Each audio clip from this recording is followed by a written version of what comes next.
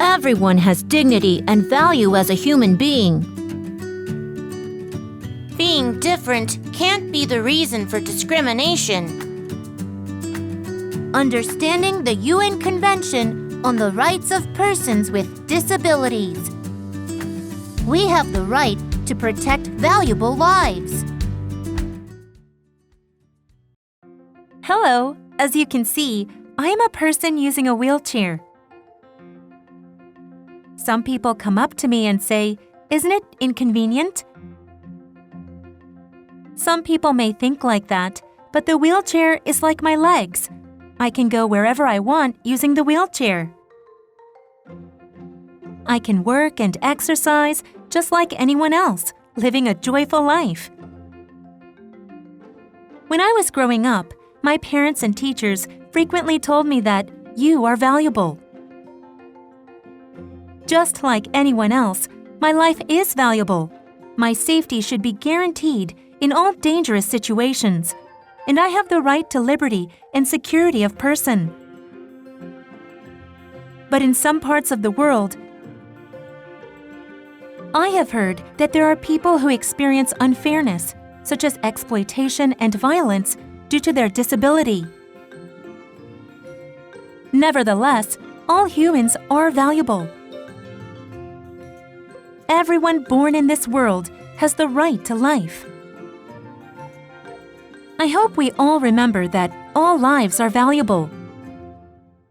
In this lecture, we will learn about Article 10, Right to Life, Article 11, Situations of Risk and Humanitarian Emergencies, Article 14, Liberty and Security of Person, Article 15, Freedom of torture or cruel, inhuman, or degrading treatment or punishment, and Article 16, Freedom from exploitation, violence, and abuse from the UN Convention on the Rights of Persons with Disabilities.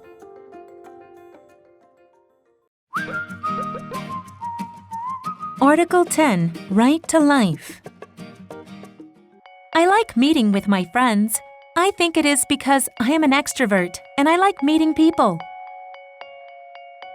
I usually use the subway when I go out to meet my friends. Good things about the subway are, I can usually be on time, and it is safe because there are screen doors. When there were no screen doors, I was reluctant to use the subway. I heard many news stories about accidents that occurred at the subway platform. One old man was said to have fallen off the platform onto the track by accident. There was another one who dropped his phone on the track and got into an accident while trying to pick up his phone. Therefore, I was too afraid to use it. After screen doors were installed in every subway station, we all became able to safely use the subway. I believe that screen doors are an important facility that protects our valuable lives. Thanks to the screen doors, we can all safely use the subway. Therefore, the right to life for everyone is more assured than before. Regardless of appearance, ethnicity, and gender, the right to life is valuable for everyone. Everyone is given only one life. It is given at birth, and it must not be violated for any reason. Article 10 of the UN Convention on the Rights of Persons with Disabilities was created in order to protect the right to life for every person with disabilities. If we look closely at this article, in order for the right to life of persons with disabilities to be ensured, the state parties shall take all necessary measures and prepare extensive support. In other words, Article 10, Right to Life, is an article stipulating that persons with disabilities have the right to life in all circumstances. I have a question.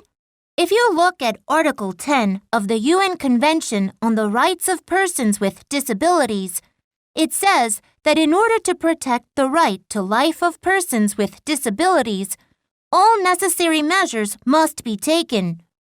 What does it exactly mean by all necessary measures? All necessary measures means making things are required and changing things that are wrong in order to protect the right to life of persons with disabilities. For instance, if a policy of a country specifies the life of persons with disabilities is less valuable than the life of persons without disabilities, it has the duty to ban such a policy. Here's a short quiz. Can the right to life be limited in time of public emergency that threatens the survival of a country? Yes or no? What is your answer? The answer is no. The right to life is the greatest right that should not be interpreted narrowly whatsoever.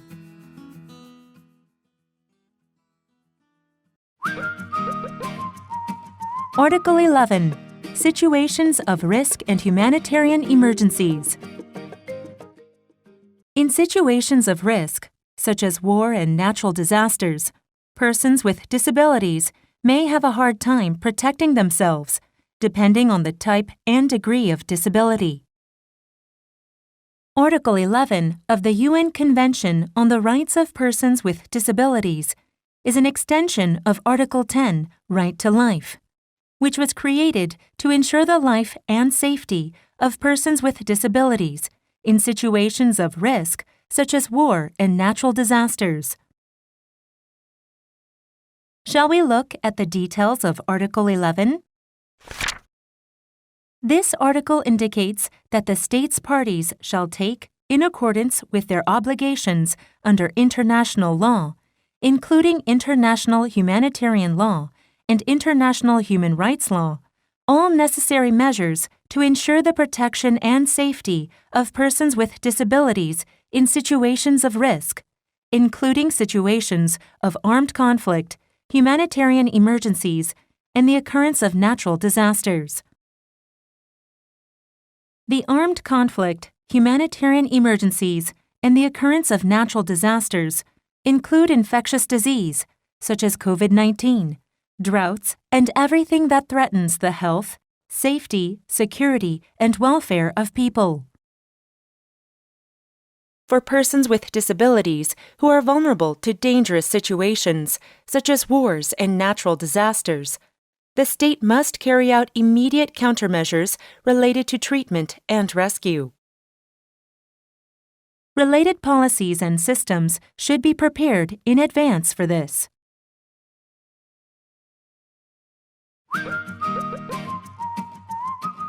Article 14. Liberty and security of person. Mr. A is a university student who likes to travel.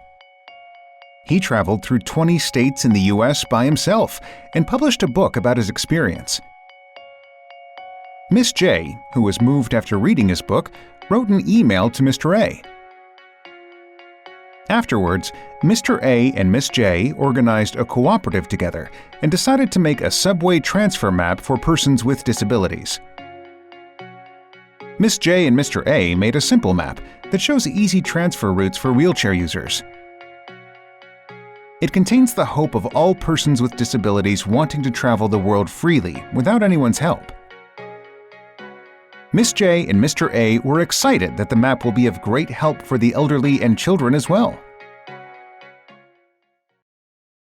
Mr. A and Ms. J did very meaningful work. Likewise, we all have the right to liberty. If the freedom and safety of persons with disabilities are not ensured due to the lack of social policy or system, the action must be taken accordingly. To ensure such measurement, Article 14, Liberty and Security of Person, was created. If we take a look at its content, it says that persons with disabilities, on an equal basis with others, enjoy the right to liberty and security of person. Any deprivation of liberty is in conformity with the law, and the existence of a disability shall in no case justify a deprivation of liberty. It also states that if persons with disabilities are deprived of their liberty, they are entitled to guarantees in accordance with international human rights law. I have a question. In this article, does cases of persons with disabilities being deprived of their liberty only mean cases which the persons with disabilities are detained for committing a crime? That is not true. Cases of persons with disabilities being deprived of their liberty not only include legal detention, but also forced detention and all actions against the individual's will, such as immigration restrictions. Article 14, Liberty and Security of Person, means that persons with disabilities must be physically and mentally free, and in case of legal detention, their safety must be guaranteed according to the international human rights law.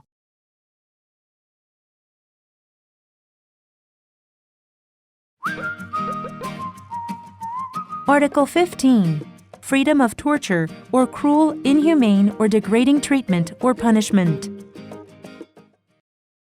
Every person born into this world has the right to not be subjected to inhumane treatment. Cruel acts such as torture must be eradicated. However, across the globe, there are still cases which persons with disabilities are treated inhumanely and undergo medical experimentation without their consent just because of having a disability. Article 15, Freedom of torture or cruel, inhumane, or degrading treatment or punishment, was created in order to prohibit such practices. The article states that no one shall be subjected to torture or to cruel, inhumane, or degrading treatment or punishment, and shall not be subjected without his or her free consent to medical or scientific experimentation. And it says that effective legislation, administrative, and judicial measures must be taken. Thanks to this article, inhumane treatment of persons with disabilities were forbidden, and we were able to prevent persons with disabilities who have difficulties expressing their consent from undergoing medical experimentation without their consent.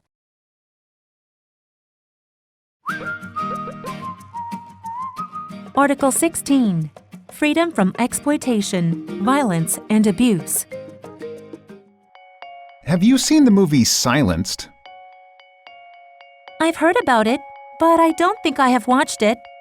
I think it was a movie that screened quite a while ago. I got to watch it recently, and it's based on a true story that happened at a school for children with hearing disability. Why? What's it about? The principal, head of department, and teachers abused and maltreated the weak students. They even forced them to do labor. It happened for several years since 2000, but it was open to the public around 2005. Seriously? How could such a thing happen? Why was this not known right away? I think since the victims were children who were underaged and had a disability, they had difficulty in expressing what they have gone through. That's so horrible! So what happened to the offenders? At the time, they only got a slap on the wrist, but reinvestigation was confirmed after the screening of the movie. I felt terrible throughout the movie. I hope such heartbreaking incidents never occur again. The movie Silenced depicts a sad story that should have never happened. This case caused a sensation nationwide that led the Silenced Law to pass the National Assembly in December 2011. When the student from the school reported in 2005 for the first time, the offenders only got a slap on the wrist. After the movie screened, approval of the school was canceled. The head of department, who was suspended of indictment because of expiration of the statute of limitations and lack of evidence, was reinvestigated. He was sentenced to 8 years in jail, 10 years of wearing electronic anklet, and 10 years of personal information disclosure. Nobody should be a victim to such exploitation, violence, and abuse. In order to prevent such incident, Article 16, Freedom from Exploitation, Violence, and Abuse, was created. The article stipulates that states parties shall take all appropriate legislative, administrative, social, educational, and other measures to protect persons with disabilities, both within and outside the home, from all forms of exploitation, violence, and abuse, including their gender-based aspects. Especially, it states that all appropriate measures must be taken to prevent all forms of exploitation, violence, and abuse of persons with disabilities and their families and caregivers, including through the provision of education on how to avoid, recognize, and report instances of exploitation, violence, and abuse. And independent authorities are to monitor all facilities and programs designed to serve persons with disabilities. Additionally, it says that states parties shall take all appropriate measures to promote the recovery, rehabilitation, and social reintegration of persons with disabilities who become victims. Lastly, it states that women and child-focused legislation and policies should be made. Keep in mind that everyone should be protected from exploitation, violence, and abuse. I sure will. I have a question, though. In the paragraph 2 of Article 16, there is a term that says caregiver. What does it mean? A definition of caregiver differs according to the cultural characteristics of each country. Some countries define caregivers as spouse, parent, child, friend, or neighbor of the person with disabilities or their children, whereas other countries define them as people who support their daily lives for free. Some countries define them as a person who gets paid for care service. Let's solve a quiz. States parties shall put in place effective legislation and policies, including blank, and child-focused legislation and policies to ensure that instances of exploitation, violence, and abuse against persons with disabilities are identified, investigated, and, where appropriate, prosecuted. What is the answer for the blank? Choose the correct answer. Correct. It is women. Rights that protect the valuable lives of persons with disabilities. Let's summarize these rights again. Article 10. Right to life. Persons with disabilities have the right to life in all circumstances. Article 11. Situations of risk and humanitarian emergencies.